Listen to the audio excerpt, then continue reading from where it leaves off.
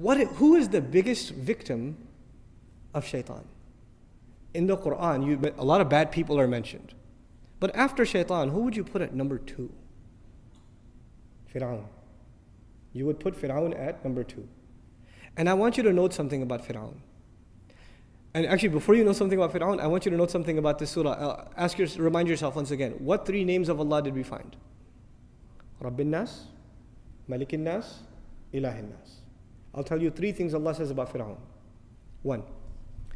فَقَالَ أَنَا رَبُّكُمُ الْأَعْلَى. What did he say about himself? I am Rabb.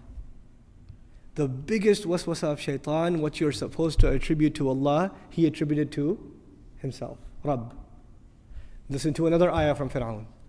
أَلَيْسَ لِي مُلْكُ مِصْرَ, pertaining to Fir'aun rather. أَلَيْسَ لِي مُلْكُ مِصْرَ وَهَذِهِ الْأَنْهَارُ تَجْرِي مِنْ تَحْتِي.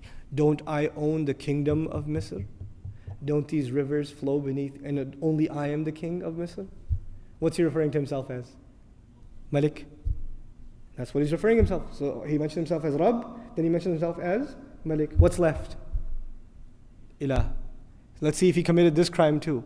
He turns to his chiefs and he says, وَقَالَ فِرْعَوْنَ يَا أَيُّهَا الْمَلَأ مَا عَلِمْتُ لَكُم مِّنْ إِلَٰهٍ غَيْرِي.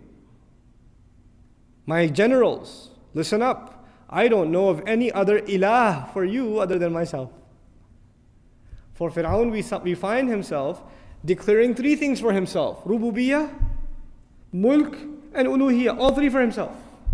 Rabb, Malik, Ilah. We find this sampling that Allah has given us in the Qur'an is very important. It shouldn't be overlooked. And it's not just for you and I to say, oh man, Fir'aun, la'anahullah, what a loser. But there's something here. That is what the waswasa of shaitan can lead to. What was the biggest problem of shaitan?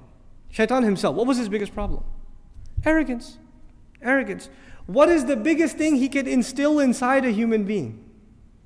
Arrogance. And what is the worst manifestation of arrogance? Fir'aun. But you don't have to reach Fir'aun to be worried that you're headed down the same road that leads to Fir'aun. Today we are not living in a time where people declare themselves gods over others.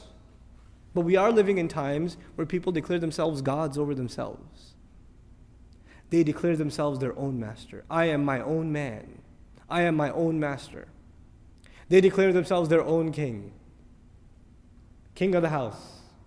King of my territory. King of my domain. They declare themselves their own ilah. Their own hawa, their own desires become their ilah. أَرَأَيْتَ مَنِ اتَّخَذَ إِلَهَهُ هَوَاهُ. Did you see the one who takes his desires and turns them into his ilah? Even. We're living in times where we can each turn into mini Fir'aun without even realizing it. We don't have to have large castles and fight with messengers and be arrogant, outspoken against Allah Azza wa Jal. But that concept of ego that is crushed in the beginning of this surah by you openly saying, I need protection. I need Allah's protection. I'm coming into His obedience. There's a very powerful lesson in this. Very, very powerful lesson. Iblis himself recognizes the lordship of Allah but wants the human being to forget it. He himself said, you are the one who created, khalaqtani. Even when he was disobeying Allah, he gave him credit. Khalaqtani min nar. You created me from fire. Even then he acknowledged Tawheed himself. Even he himself. But he wants the human being to forget that Tawheed. He wants the human being to become ungrateful. May Allah protect us from the waswasa of shaitan.